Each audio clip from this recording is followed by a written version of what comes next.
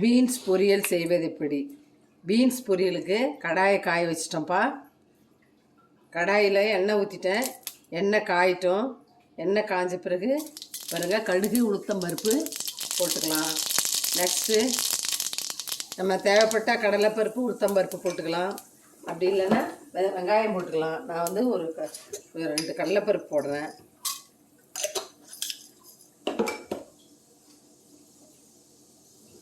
கடலைப்பருப்பு, வெங்காயம், பச்சை மிளகாய்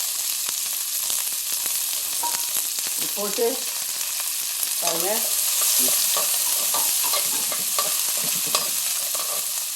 நல்லா வதக்குறேன்.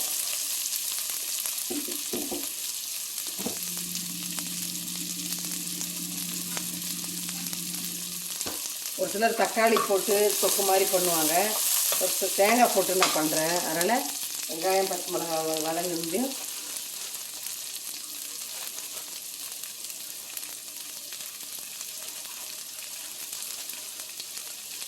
கருவேப்பிலை போடுறேன்.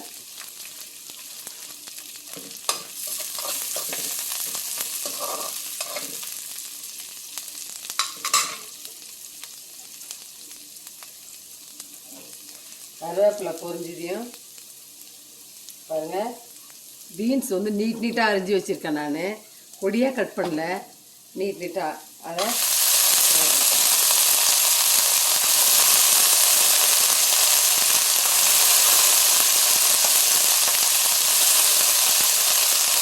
காய் சாப்பிடணுங்கிறதுனால நான் வெறும் பீன்ஸ் போடுறேன். ஆனால் நீட்டாக கட் பண்ணியிருக்கேன்.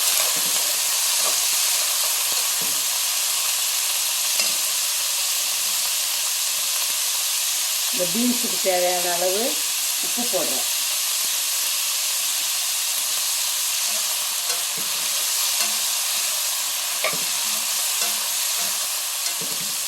உப்பு போட்டு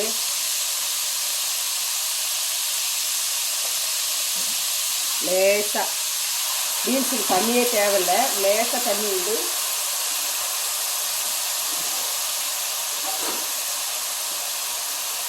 தண்ணி விட்டு இது பாருங்கள், மூடிடலாம்.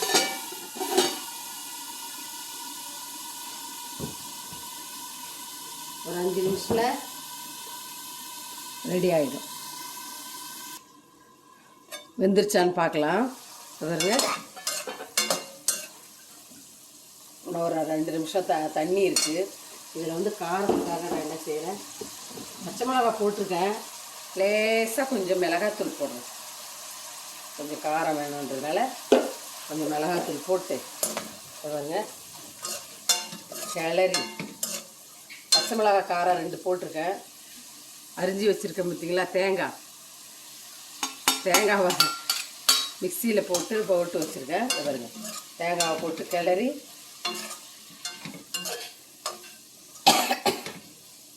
பீன்ஸ் பொரியல். பாருங்கள், காய் வந்து நிறைய சாப்பிட்ணும். நம்ம வந்து டாக்டர்ஸ் ரெஃபர் பண்ணுறது காய், பீன்ஸு, கேரட்டு, குழந்தைங்களுக்கு இது மாதிரி காயே நீங்கள் சாப்பிட்லாம். ரைஸை கம்மி பண்ணிக்கிட்டு டயபெட்டிக் சுகர் பேஷண்ட்ஸ் எல்லாம் கீரை, காய்கறி, கேரட்டு, பீன்ஸ். கேரட்டு கூட வந்து ஸ்வீட் இருக்கும், அதில் ஒரு 1-2. ஆனால் குழந்தைங்களுக்கு நல்லா கொடுக்கலாம்.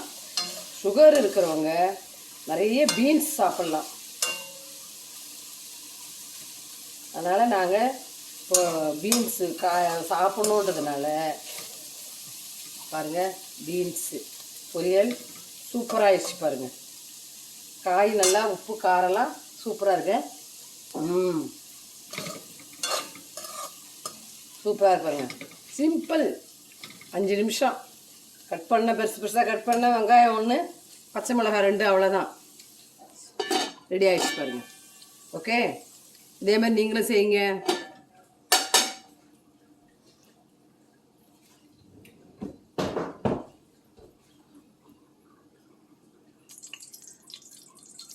ஹலோ மக்களே, பீன்ஸ் பொரியல் பண்ணிட்டேன். இப்போது பாவக்காய் இருந்தது, பாவக்காய் கட் பண்ணி வச்சுருக்கேன். அதை கொஞ்சம் பொரியல் பண்ணுறேன். இதை பாருங்கள், எண்ணெய் ஊற்றிருக்கேன். அதே கடாயிலேயே பீன்ஸ் பொரியல் எடுத்துகிட்டு எண்ணெய் ஊற்றிருக்கேன். கடுகு போட்டிருக்கேன்.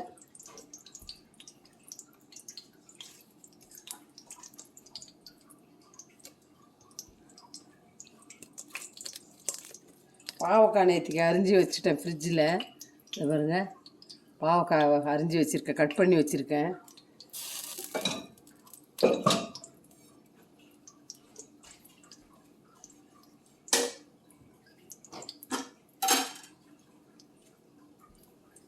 பாவக்காய் வந்து கடுகு பொரிஞ்சுது. இது வெங்காயம் அரிஞ்சு வச்சுருக்கிறேன். ஒரு தக்காளி கட் பண்ணி வச்சுருக்கேன். கடுகு பொரிஞ்சதையும் பொரியுது பாருங்கள்.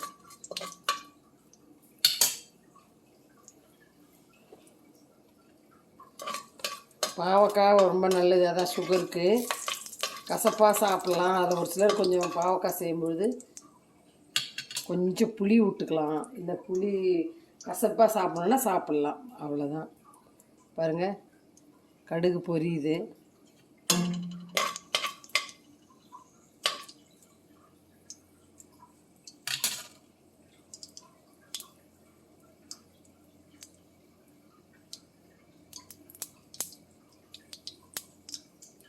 கடுகு பொரிஞ்சதையும் வெங்காயம், கருவேப்பிலை எல்லாம் போட்டுக்கலாம். வெங்காயம் நிறையாவே போடுறேன். வெங்காயம் போட்டால் நல்லா டேஸ்ட்டாக இருக்கும், கசப்பு தெரியாது. அதனால் பாருங்கள்.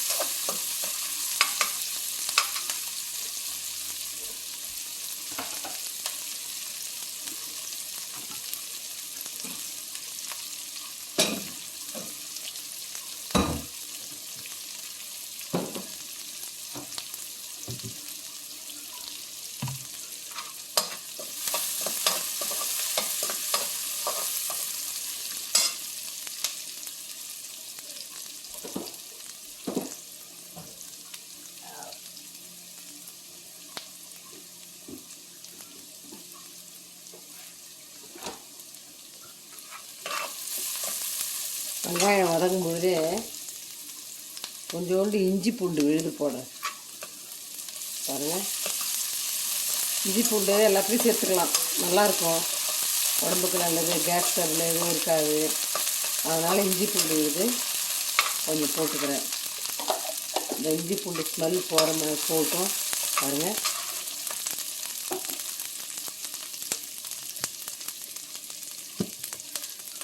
இப்போ ஒரு தக்காளி போடுறேன்.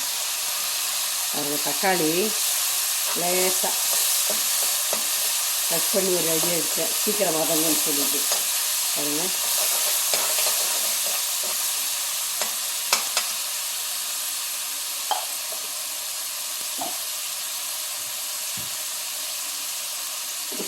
தக்காளி வதங்கிட்டோம்.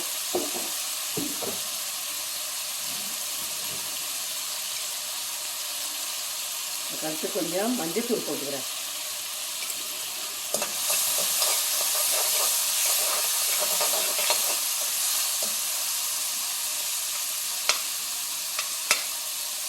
தக்காளி நல்லா வதங்கியும் கொஞ்சம் மிளகாத்தூள், ஒரு 2 ஸ்பூன் மிளகாத்தூள்.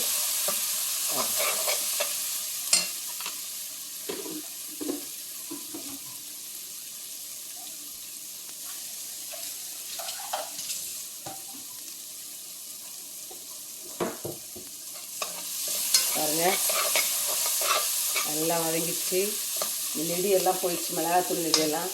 அந்த அரிஞ்சு வச்சு இந்த பாவக்காவை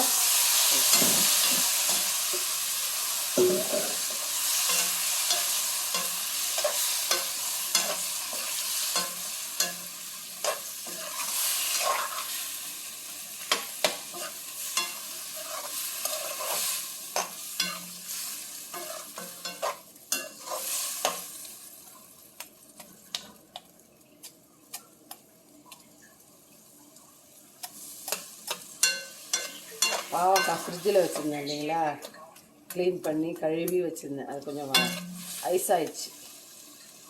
ஓகே, இப்போது இந்த பாவக்காவுக்கு தேவையான உப்பு போட்டுடலாம்.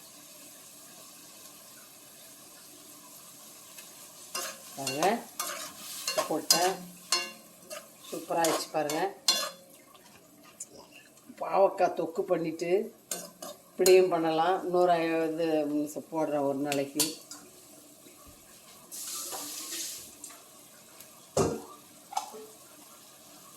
லேசாக கொஞ்சம் தண்ணி ஊற்றி கிளறி மூடிடலாம்.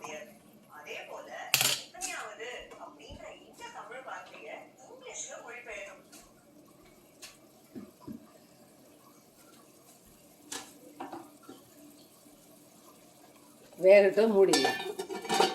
ஓகே, இன்னும் ஒரு 5 நிமிஷம் வேகட்டும். பாருங்கள், பாவக்காய் நல்லா சுண்டுது பாருங்கள். இன்னும் கொஞ்சம் சுண்டுட்டோம். கொஞ்சம் திக்காக கிரேவியாக வந்த பிறகு எடுத்துடலாம்.